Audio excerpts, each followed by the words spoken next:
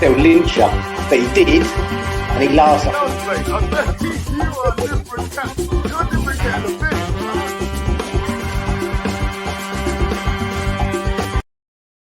Hi everybody, Russ and the West Ham Network. Hope you are all safe and well.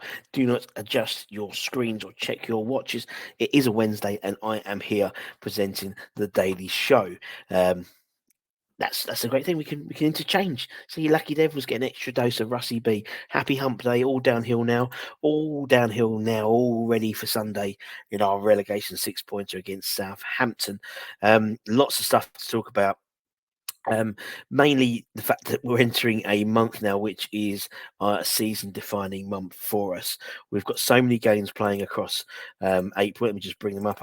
You've seen this chart many a time, but we've got 9 games over April, 9 games in 27 days, 7 Premier League games, and both Europa Conference quarter-final legs happening in April. So by the end of April, maybe we've got a few wins under a belt, and maybe through to the semi-finals of the Conference League. It may make May a lot more rosier than it currently is looking at the moment. There's a lot of football to be played, so it's imperative that we have a fully fit squad. So what do they decide to do? What do the powers that be? What do UEFA decide to do? They decide to have an international break right in the middle of it. Very kind of them. Thanks. We had 17 club-owned players out on international duty over the last couple of weeks. 9 sort of first teamers, 2 currently on loan, the likes of Vlasic and Masuaku, and 6 academy squad players on loan. That's all. Everyone who was on loan, who was out rather on international duty. In total, 32 games featured West Ham internationals. So a lot of football being played. And touch wood, Lady Luck may be on our side because we have come out of that relatively unscathed in terms of injuries. Obviously, we won't know officially until the press conference, or probably tomorrow. There'll be some rumours coming out, and then we have the press conference on Friday. We'll be covering that as part of the 24-hour live stream. Also, we announced yesterday on the 24-hour live stream that we've got a great interview with Alessandro Diamanti, the Wild Horse. I can also announce today we've also got another interview with 3 of the 1999 FA Youth Cup winning side. We've got Bertie Braley, who scored a few goals in the finals. We've got the captain, Izzy Ikpen, who lifted the trophy on his 16th birthday, and also Adam Newton, who also scored in the final.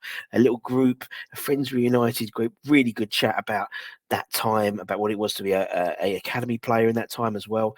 Check it out. That'll be on Friday as well. But back to West Ham, the current plight of the first team. Obviously, with the international duty, we've come out of it relatively unscathed. The only few people we were sort of slightly concerned about injury-wise were Lucas Fabianski and Michail Antonio, both who have been featured heavily in the training videos that the club released yesterday. Fabianski without his eye protective mask.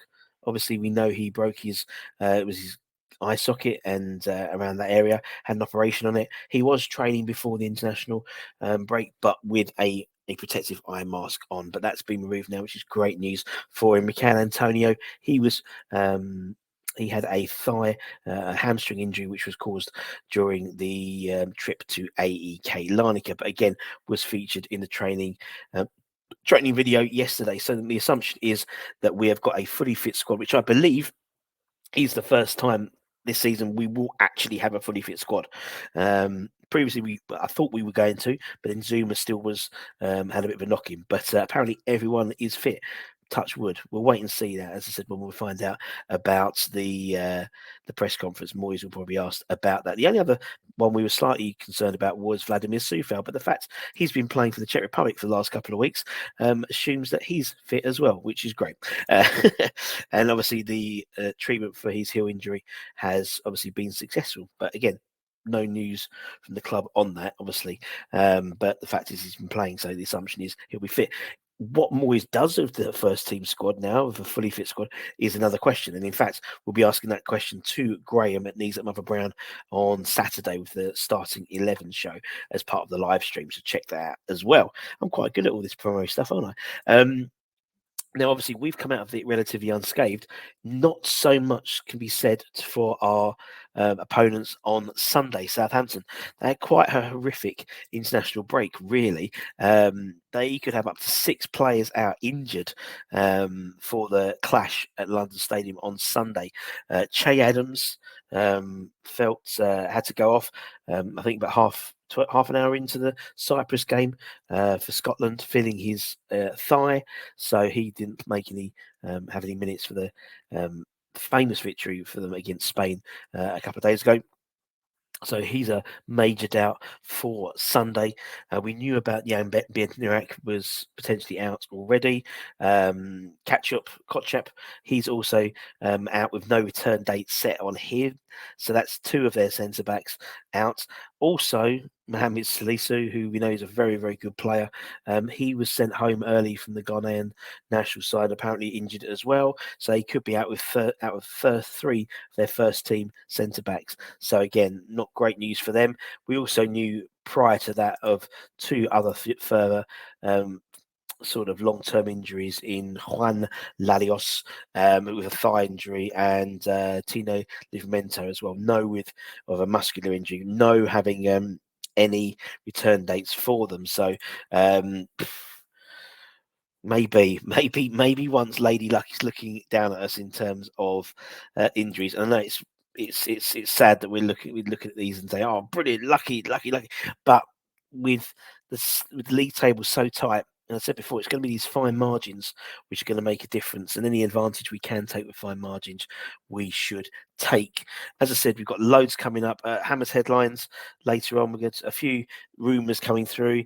More and more rumours are coming through now as we're sort of getting into the business end of the season.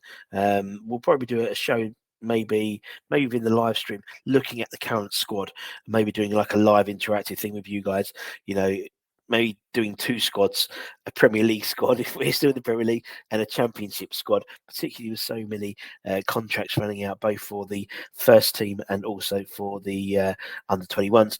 Unfortunately, Fulham did beat West Brom 3-0 in the under-18s last night, so that means West Ham's wait to win the Premier League 2 South title for the under-18s will go on to Saturday. It's in their own hands now. All it needs a point against Brighton at Little Heath, and that will secure the title, and that goes into Thursday with the semi-final being played at London Stadium. Tickets will not be available on the door, I've been told, so please make sure if you are going, it'd be great. We need to get as many, if we could, looking back at that 99 team, 25,000 people turned up to watch the final at the Bowling Ground. I'm not expecting 25,000 London Stadium, but I think Ipswich had for the quarters about 7,000 or 8,000, and about 800 of them were West Ham fans. So if we could get like 10,000, that would be incredible for the boys. They wouldn't have been played to a crowd as big as that ever, and it just shows to them that we know they're the future.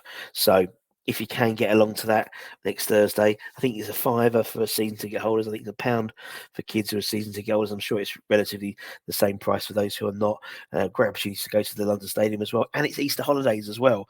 So make sure if you fancy it, do go along and cheer on the boys. We'll also have throughout the live stream an interview with Mark Phillips, who's the one of the under 18 coaching staff, about the current crop of these under 18s, getting his views, why they're so special, who can break through into the first team, that type of thing. So make sure you check that out. So loads of cool stuff coming up, and that's it, my friends.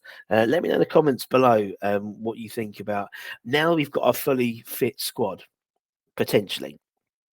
What's your 11? What's the best 11? Does Moyes know his best 11? I don't know if he does, to be honest. But what would be your best 11? Let us know in the comments. Take care, stay safe, stay warm, stay humble. Keep the faith. Come on, you irons. And I'll see you guys very, very soon. Take care, my friends. Bye-bye.